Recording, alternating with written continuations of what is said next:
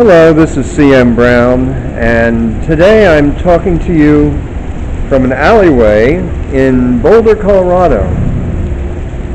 Now, by all accounts, Boulder is a lovely, upscale, easy living city. And all of the beautiful streets in the downtown area are crisscrossed by alleyways. Now, I myself have always had a particular fascination with alleys. No matter how beautiful the city, the alleys are like the dark underside of the city. They're the province of feral cats and dumpsters and shabby back doors and various species of vermin. So alleys are like the unconscious mind of the city. No matter how the city likes to present itself to tourists, the network of alleys seethes and gestates 24 hours a day. Now, I don't know if you can tell, but right now there's a little bit of a thunderstorm going on. And thunderstorms also serve that same kind of underbelly of society. They kind of scare us in a way. We run away to shelter.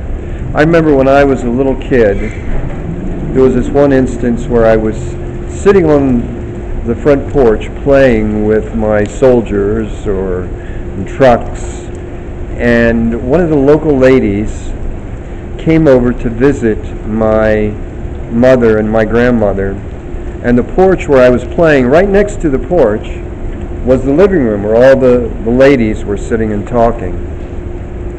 And then all of a sudden, it being summer, one of those sudden thunderstorms came up, and this woman who was visiting suddenly jumped up on the couch and screamed at the top of her lungs. And for me, it was just absolutely shocking to see an adult behave in this way. And I'm sure it was a little bit of a surprise to my mother and my grandmother as well. But I came to find out later that this woman had some issues with her mental health, and she had been in what we used to call mental institution a few times. So something about this thunderstorm, the crack of the thunder and the flash of the light, affected her in a way that caused her, out of all the propriety of the southern polite society, to jump up on this couch and scream at the top of her lungs. Ah!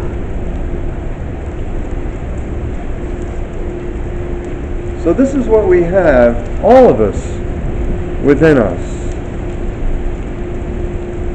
And now psychologists are always, of course, willing to illustrate how the unconscious mind affects our behavior. And this is true.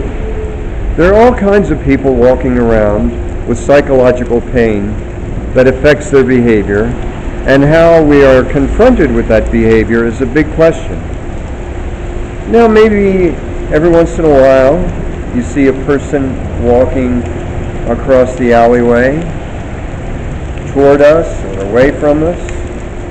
And back through that archway, you might even see that the cars are going past, and in each one of those cars is a person with all kinds of psychological history of our own.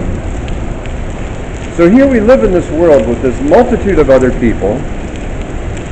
So we really have to ask ourselves the question, how do we live in the world with other people? How do we live in the world with other people? How do we navigate the complexities of human relationships? Now, some people are easy. That's just the way it is. We get along with them very well. But there are some people in our lives whom we love very dearly, and whom we admire. And there are some people who are going through very hard times, and we feel compassion for them. And there are some people, yes, we have to admit this, no matter how spiritual we may see ourselves as being, there are some people who are very, very difficult. Now, it may be someone you work with. It may be someone who points a rude gesture at you on the highway. It may be a family member or someone you have a long-standing relationship with. People get under our skin. This is not news. We know this. We experience it. And it's not new because it was spoken of in the Raja Yoga Sutras of Patanjali from over 2,000 years ago. He talked about this. He addressed this very question. In Sutra 33, from Book 1, as translated from Sanskrit by Swami Satchidananda, it says the following. See, there's a fire truck, a siren. There's trouble somewhere.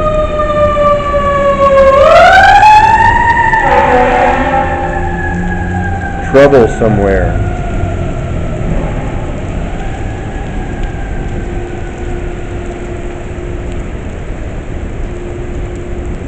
So, when we think about there being trouble somewhere,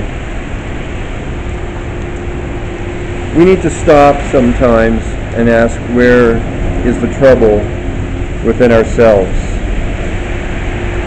And I think this sutra touches on that point as well. Anyway, here's what the sutra says. By cultivating attitudes of friendliness toward the happy, compassion for the unhappy, delight in the virtuous, and disregard toward the wicked, the mind retains its undisturbed calmness. Whoa, there's that word, disregard. Now, as compassionate, spiritual people, disregarding can be a bad word.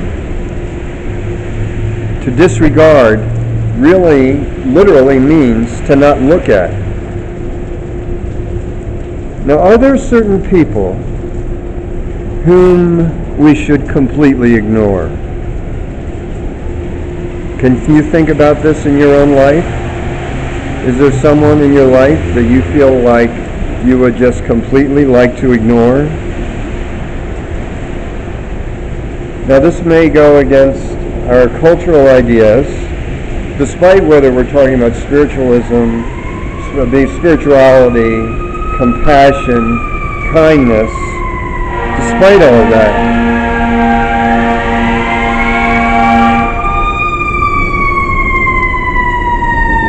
More trouble, more silence. This is a lively world we live in. A lively world. Rain, thunder, sirens. People that come up in our lives that we feel we need to disregard. People that we should perhaps ignore.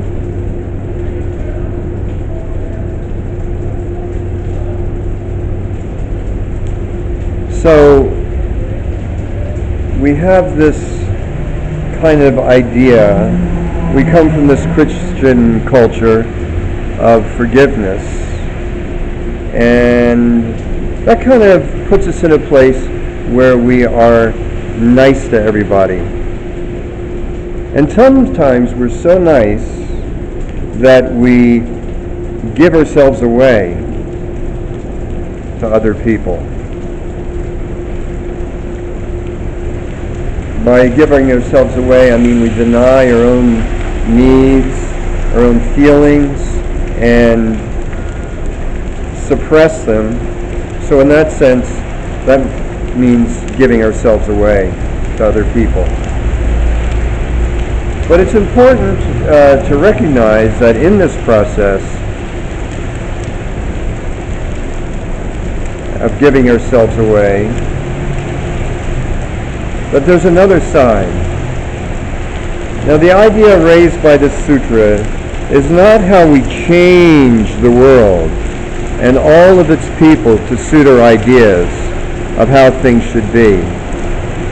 It is telling us how we as individuals can live in the world and maintain our equanimity and our inner peace.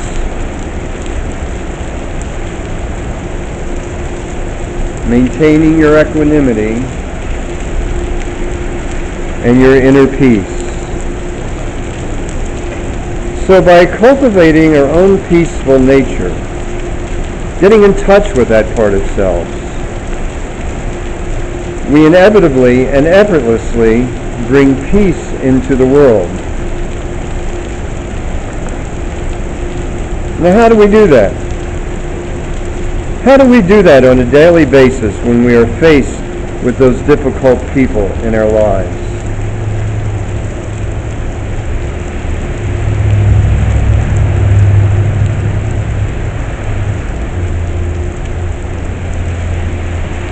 Well,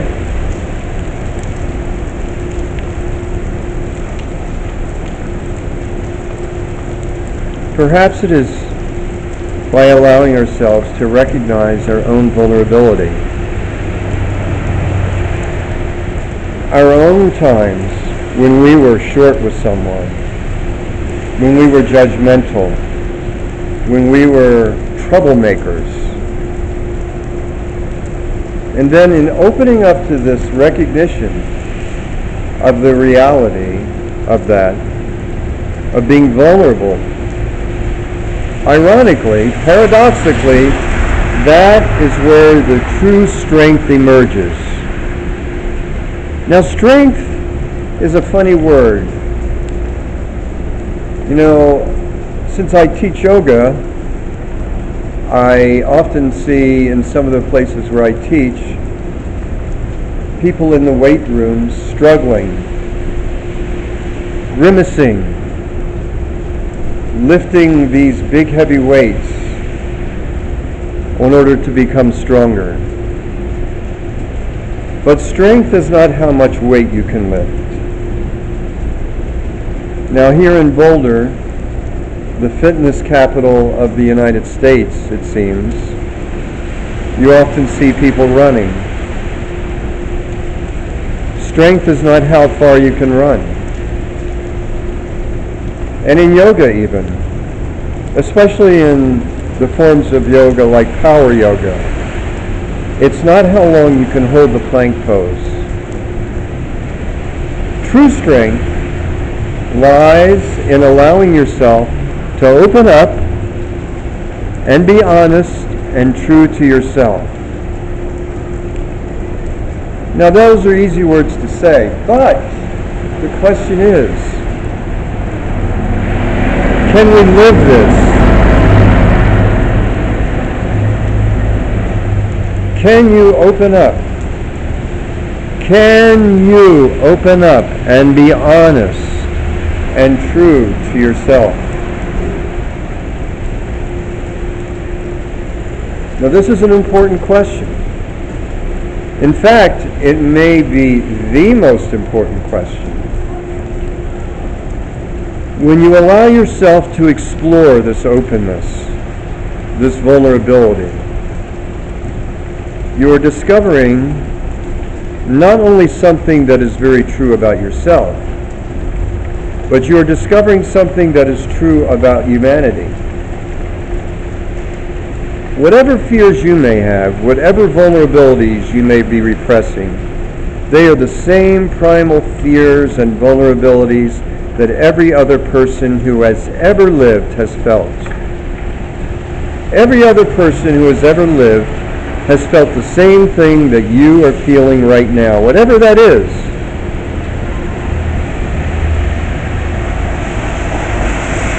External culture and personal circumstances may differ. Things were very different when Patanjali was writing the Yoga Sutras. It was a completely different kind of world, a different culture. But the fact is that human experience is universal. The heart, the human heart, has not changed in 2,000 years. It hasn't changed in 5,000 or 10,000 or 20,000 years.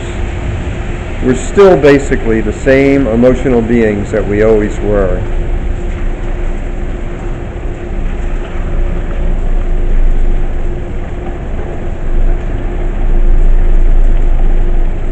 I remember when I was young, I lived in New York, and coming from the country and getting on the subway and riding around, I was always a little apprehensive. I was always, even I will admit to say, a little scared. Not that I was scared of being mugged. This was back in the 1970s, although that was a factor, of course. Or that I was afraid of getting murdered. But I was afraid of the other people. Packed in with all of these other people, there was just something very, very disconcerting about the whole thing. And then, I don't know, this happened to me in a flash. I realized, as I was looking around at all of these other people, with their lips and their jaws clenched tight, and their eyes darting around and then looking down at the floor of the subway car, that everybody else in this subway car was feeling the same thing that I was feeling. This cautiousness, this apprehension.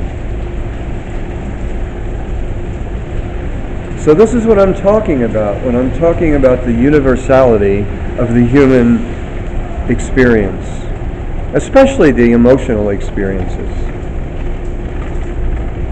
Now, when you recognize that the reality of this universality and your inherent connection to other people, whether it's through love or fear or need or the desire to help or assist other people,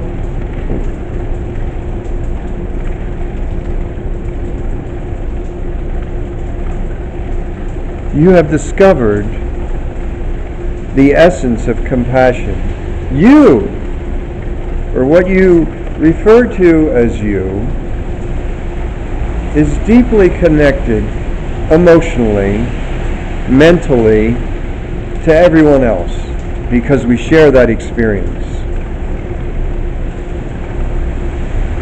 And when you allow yourself to become intimate with your own fears and vulnerabilities, without judgment, without judging yourself. Oh yes, I am afraid and I am vulnerable, and that is okay. I do not have to judge that. And when you come to that place of not judging, then,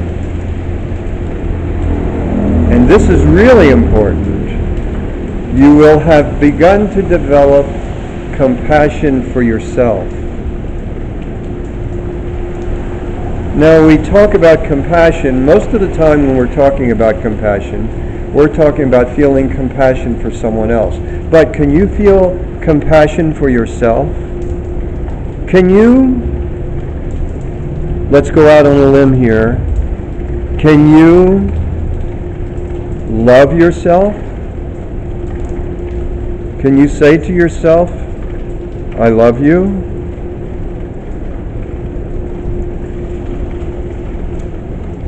And through this self-realization, you will have discovered the path of compassion for others. By loving yourself, by feeling compassion for yourself, and who knows you better than you with all of your foibles, then that gives you an opening.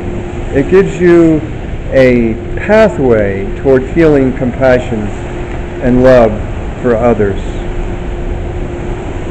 Now, don't confuse what I'm saying. I'm not saying about feeling sorry for somebody. I'm not even talking about sympathy for somebody, like some sappy kind of message in a sympathy card that you might send to somebody. What I'm talking about is something that is essential for your own survival, really. And your survival depends on you being able to find this equanimity. So what I'm talking about is knowing the human heart. Knowing the human heart. If you can be vulnerable and know your own heart, well then just doesn't it stand to reason? Isn't it perfectly obvious that you can sit with someone, you don't even have to talk to them, and feel that you know their heart? When you walk into the pharmacy and make a purchase of aspirin, say, and the person standing at the cash register, you have a little exchange with them, you exchange the money, you exchange a few words, have a nice day, you too, we say. Isn't that knowing the human heart? When we don't do it automatically. Now in yoga, when we're practicing yoga, very often, just because it's human nature, we are competitive with ourselves. We want to sort of push ourselves to do the pose, the asana, in a perfect way. You sort of glance over, see what the person on the mat next to you is doing, and you say, oh, I want to be able to do it as perfectly, as beautifully as they can. And you look at those magazines, those yoga magazines, with beautiful people doing unbelievable poses that nobody else can do, and you think that that's what yoga is. But let us look at yoga in a different way and see that when practicing the asana, you're giving yourself the opportunity to feel your own vulnerability. And the yoga mat is kind of like a temple. When you go to sit, stand, lie down on your yoga mat, you are in fact entering into a temple where you are allowing yourself to be vulnerable, to connect to your heart, and by connecting to your heart, connecting to the heart of others. So when you rise up from your mat, when you rise up from that temple, and you walk out the door into the world, you are a changed human being without any effort, just by being yourself in this bejeweled yogic awareness. And this compassion, this experience of the feeling of the human heart and the connection we have with others in that way, that is the heart of the yoga practice. That is what I mean when I say the bejeweled yogic awareness. That's what the bejeweled yogic awareness is, surrounded by beautiful jewels, sparkling, lighting your way. And the way that it's lighting these jewels is the ability of what you're able to give to others. So in this way, the yoga practice, this cultivation of vulnerability, this awareness of self, is a gift to everyone. So people think yoga practice is just for the person that's practicing yoga.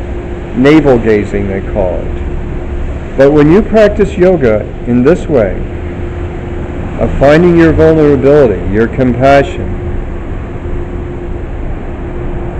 it is for the benefit of everyone that you come in contact with.